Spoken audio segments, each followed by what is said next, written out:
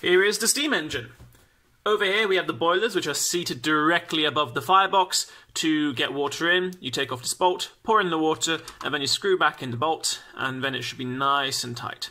The steam transfers from the boilers through these pipes to this compressor. This compresses the steam, takes all the steam from the boilers and puts it in a small confined space, which then shoots out through this pipe, spinning the turbine which is housed in here. Additionally, if you wish, steam can come through here and out of a steam whistle, which I currently don't have attached, but you could attach. Or you can even attach a tea maker. Yes.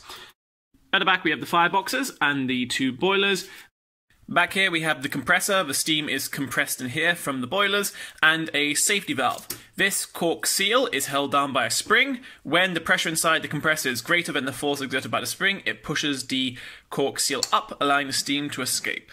You can adjust the force on the spring by tightening or loosening the bolts on the side, and additionally, if you wish to evacuate the compressor and the engine manually, you are able to pull this pin, which you see I can pull, and if you pull it all the way out, this springs off, opening the hole, allowing the steam to escape back in. Since this is the lowest point of the system, any water that gets into the engine that is not in the boiler will collect here, and then by opening this valve you can drain the water out either before, after, or during the engine's running.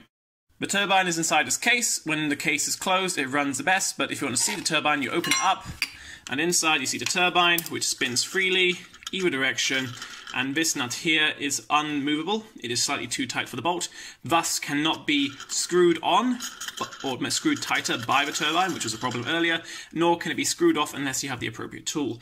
At the bottom there's a little hole for the water to drain out of, to prevent water from building up and possibly flooding the turbine in the event that it's sealed. Once you've checked the engine, you can begin by first off putting the water in. I prefer to do the water first, just because if you have the fire and no water, you have problems, but if you have the water and no fire, you don't have problems. So it's better to have the water done first. Now, this water has been boiled recently, so it's already hot. You don't need to do that, you can start from cold. It just makes it a little faster if the water's already hot, so that the fire doesn't have to do so much work.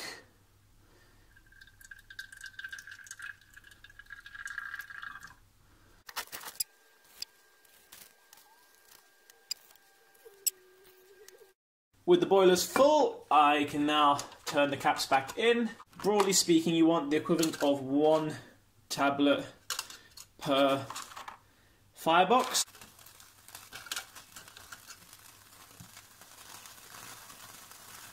There we go. Takes a second.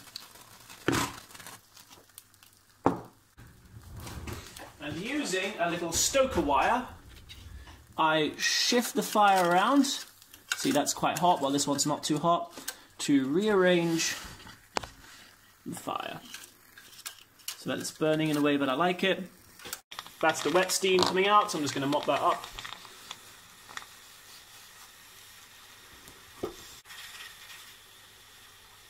It was working. There we go. And you see the engine works. Just takes a little bit of starting. And here you go, the steam engine.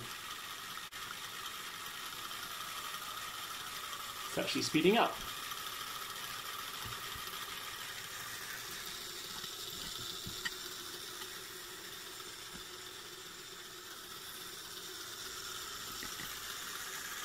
Oh, and the pressure valve is actually telling me there's too much pressure. And I'm going to turn this to loosen the pressure.